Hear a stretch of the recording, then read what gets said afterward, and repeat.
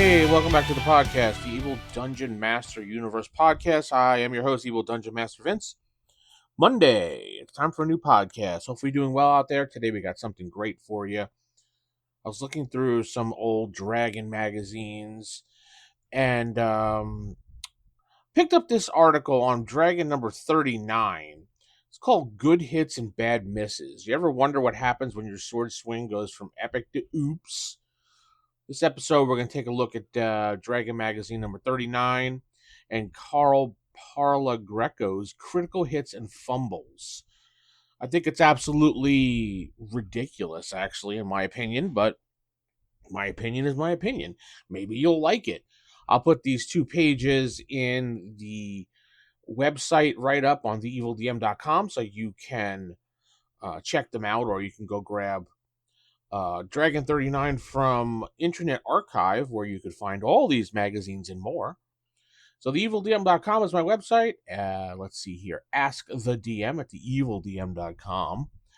And patreon.com/theevildm is where you could support me for as little as $1 a month. Or join my YouTube channel for 99 cents a month. Get access to videos ahead of time. With that all out of the way, let's talk about this article. It is on page 34. Critical hits and fumbles are probably the most 2 controversial subjects in D&D.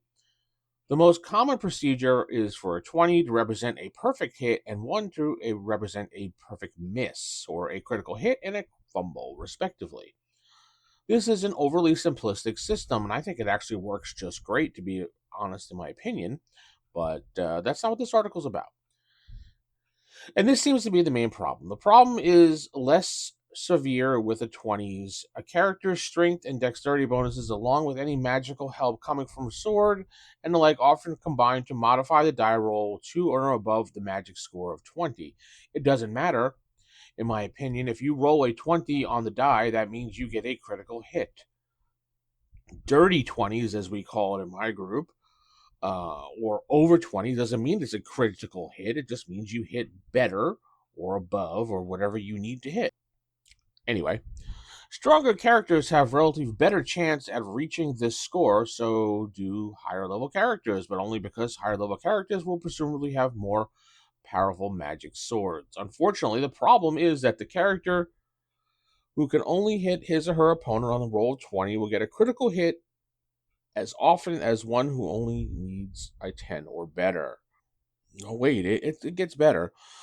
When applied to fumbles, the simple system really falls apart. A roll of a 1 is a fumble period. Well, yeah, that's true. An 18/00 strength, an 18 dexterity, and a +5 sword, none of it will help you. Or, if these will help you, then what's the point of having a rule, since all one needs is a +1 dagger to boost any roll of a +1 up to a +2? And your worries are over. No, they're not. Because this person, I don't think, understood what the whole thing was about. Regardless of what your bonuses are, if you roll a 1 on the die, it is a fumble. If you roll a 20, it is a critical hit. So they're way overthinking this. And if it's a 1 is always a fumble, the character will fumble 5% of the time, whether he or she is 1st, 5th, or 15th level. Yeah, correct. That's how it works. The following variant system allows swords and dexterity to increase the chance for critical and reduce the chances for fumble, without eliminating them entirely. Basically, any swing that hits can be critical, and any swing that misses can be fumble. Yeah, that's not gonna fly. Oh boy. The higher the die roll, the better the swing, and more likely it will be critical. The system works as follows. The character rolls the die normally to determine if he or she has hit. If the roll is a hit, then the minimum score necessary to hit is subtracted from the roll, and the result is the percentage chance of it being a critical hit. If the swing is a miss, the result is subtracted from the minimum score needed to hit, and that is a chance of the swing being a fumble. So, example, if Ferdinand, the orc punter with a +2 probability due to his strength to hit. A +2 sword needs a 10 or better to hit a sorghum orc.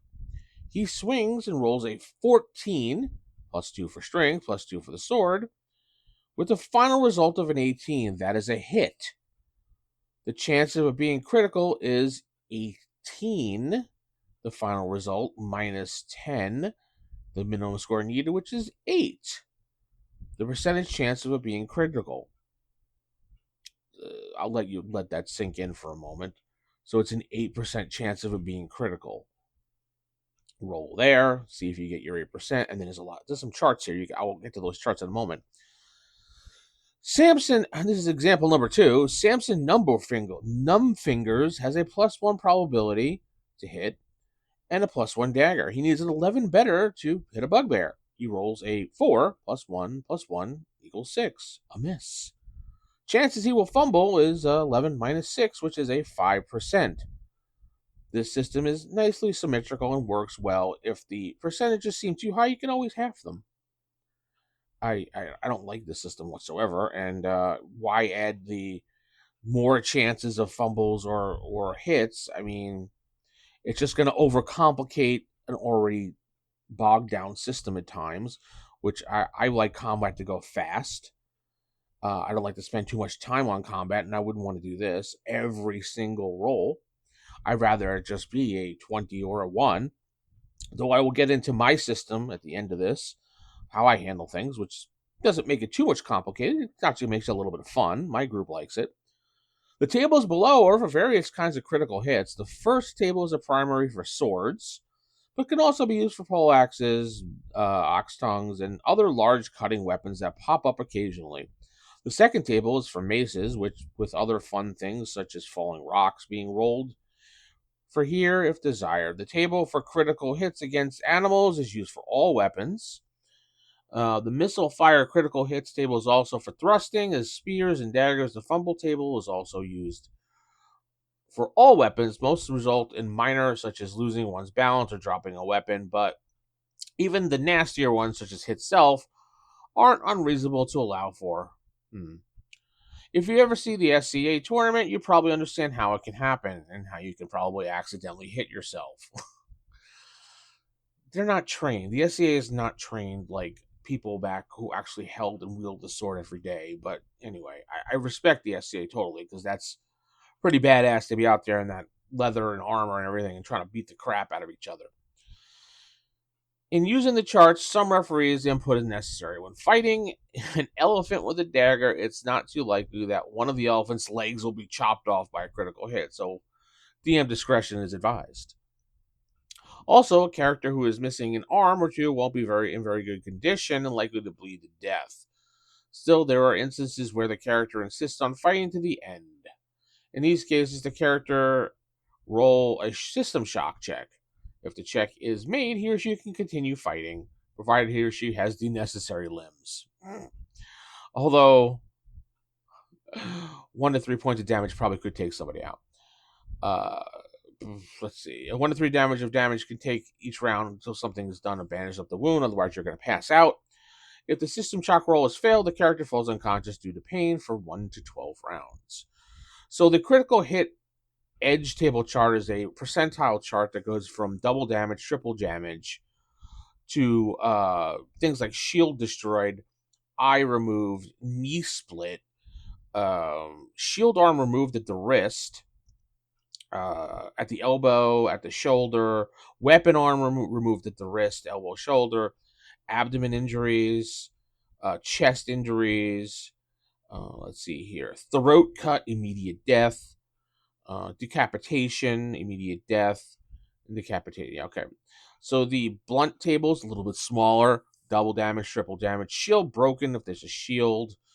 Weapon struck, arm struck, hit probability -2 to that person, and then head struck, dexterity down 1 to 5 points permanently, it looks like. Oh, this is 100%. I apologize. It does go up to 100.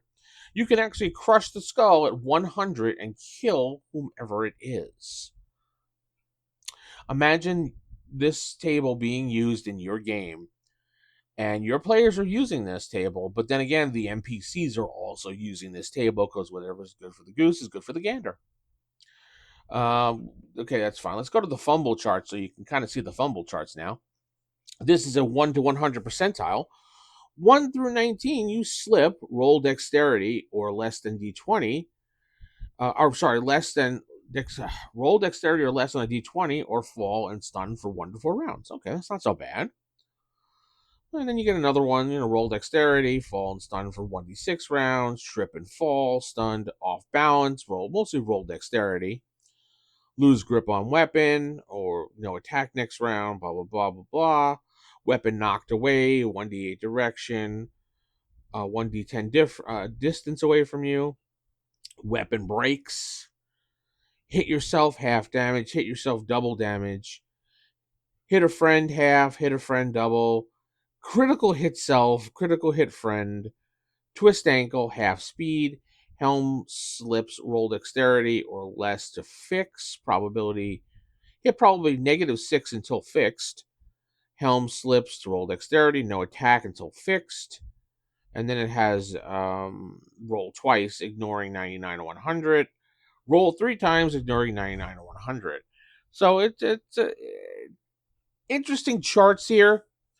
And DM discretion, I would never use these charts whatsoever. Maybe the critical fumble, because that's kind of interesting and doesn't really do too much. I would use it based on 1 in 20, and that's about it. There's a 5% chance that happens. So what I do in my group is I call, when someone rolls a 20, I call it a gamble. I say, do you want to gamble? And they would say, all right, yes, I want to gamble. So basically what the gamble is that you can get more damage. So you just have to roll again, and you can't get a 1. If you get any other number other than a 1 or a 20, which I'll tell you in a second, we'll just do it first. Any other number but a 1, it's just normal double damage. But if you get a 20 or a 19, it's 2.5 damage. Now, you can gamble again, and should you get a 1 or a 2, well, yeah, you can't get a 1 or a 2, you can gamble again, because now you have 2.5 damage. If you gamble again, it now becomes 20, 19, 18 with 3, 2, 1. You can get 3 times the damage. You can gamble again, 20, 19, 18, 17, or 4, 3, 2, 1, and you get 3.5 times the damage. And you can kind of see the pattern here. And I only go up to 4 times the damage. So 16, 17, 18, 19, 20, and then 5, 5, 5, 5, 5. So the thing is here, if you roll anything but the numbers on one end or the other end, it just becomes whatever damage level you're at. But if you roll, let's say a 1, 2, 3, 4, 5, depending what level you are, you lose it all. All the critical hit that you had, and your attack becomes an automatic miss.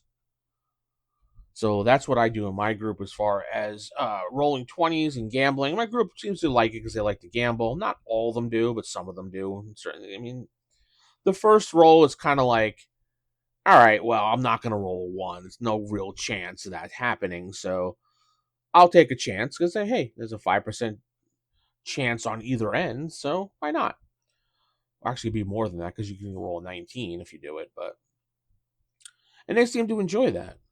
I also implement the critical fumble one. When you roll a 1, you got a 50-50 chance, so I have to have them roll percentile. 50% chance that you drop and or break the weapon, and the other 50% chance is that you hit someone, yourself or a party number, and I split that up into D6. 1 to 3 yourself, and 4 to 6 a party member. And the other end for the drop or break, I will do 50-50 on that as well. That's pretty basic. I think I've seen plenty of DMs do that one in their campaigns. So, I don't know. Tell me what you think about this critical table method that Carl had come up with in July of 1980 for Dragon Magazine. Used in apparently his personal game, I'm thinking. And kind of reminds me in a sense of MERP. Minimalist Role Playing, Roll Master, how they have their critical hit charts and percentage chance to actually do this or that. It kind of reminds me of a kind of a take on that in a sense. I don't know. You tell me in the comments below what you think about this, and we'll talk about it. With that said, I'm going to head out. Ask the DM at theevildm.com is my email address. Theevildm.com is my website. Patreon.com/theevildm is where you can support me. So keep it original, keep it old school. Good night, and God bless everybody.